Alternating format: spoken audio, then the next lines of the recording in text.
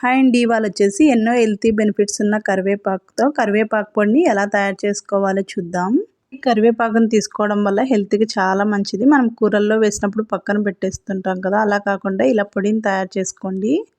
ఈ కరివేపాకు పొడిని ఇడ్లీ, దోశ, ఊతప్పం దేనిలోకైనా వేసుకోవచ్చు అండి. చాలా బాగుంటుంది. ఒకసారి తప్పకుండా ట్రై చేయండి. ముందుగా స్టవ్ వెలిగించి ప్యాన్ పెట్టుకొని అందులోకి 1 కప్పు దాకా శుభ్రంగా కడిగి ఆరబెట్టుకున్న కరివేపాకుని తీసుకోవాలి. ఈ కరివేపాకుని స్టవ్ని లో ఫ్లేమ్లో ఉంచుకొని డ్రైగా అయ్యేంత వరకు వేయించుకోవాలి.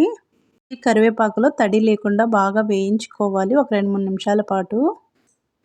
ఒక 2-3 నిమిషాల వరకు ఇలా వేయించుకున్నట్లయితే బాగా డ్రై అయిపోతుంది. ఇప్పుడు వేయించుకున్న కరివేపాకును ఒక ప్లేట్లోకి తీసుకోవాలి. కరివేపాకుని ఇలా చేతితో నలిపితే సౌండ్ వచ్చేలాగా వేయించుకోవాలి.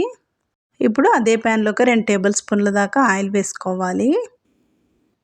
ఆయిల్ కొంచెం వేడైన తర్వాత అందులోకి ఒక 1/4 కప్పు దాకా పచ్చిశనగపప్పుని వేసుకోవాలి. అలాగే ఒక 2 టేబుల్ స్పూన్ల దాకా మినపప్పుని వేసుకొని స్టవ్ని లో ఫ్లేమ్లో ఉంచుకొని ఇందులో పచ్చి వాసన అంతా పోయే వరకు ఒక 2-3 నిమిషాల పాటు బాగా వేయించుకోవాలి. తర్వాత ఇందులోకి ఒక 2 టేబుల్ స్పూన్ల దాకా ధనియాలను కూడా వేసుకోవాలి. ఈ ధనియాలని ముందుగానే వేసుకున్నట్లయితే తొందరగా కలర్ వచ్చేస్తాయి కాబట్టి అందుకని చివరిలో వేసుకోవాలి. అలాగే ఇందులోకి ఒక చిన్న పీస్ దాకా చింతపండును కూడా వేసుకోవాలి. అలాగే ఒక 5-6 దాకా ఎండుమిర్చిని తుంచి వేసుకోవాలి.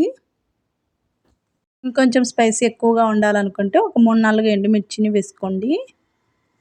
ఈ ఎండుమిర్చిని కూడా వేసుకున్న తర్వాత వీటన్నిటిని దోరగా వేయించుకోవాలి. ఎక్కడ కలర్ చేంజ్ అవ్వకుండా దోరగా వేయించుకోవాలి. అలాగే ఇందులోకి ఒక 2 టేబుల్ స్పూన్ల దాకా ఎండు కొబ్బరి పొడి వేసుకోవాలి.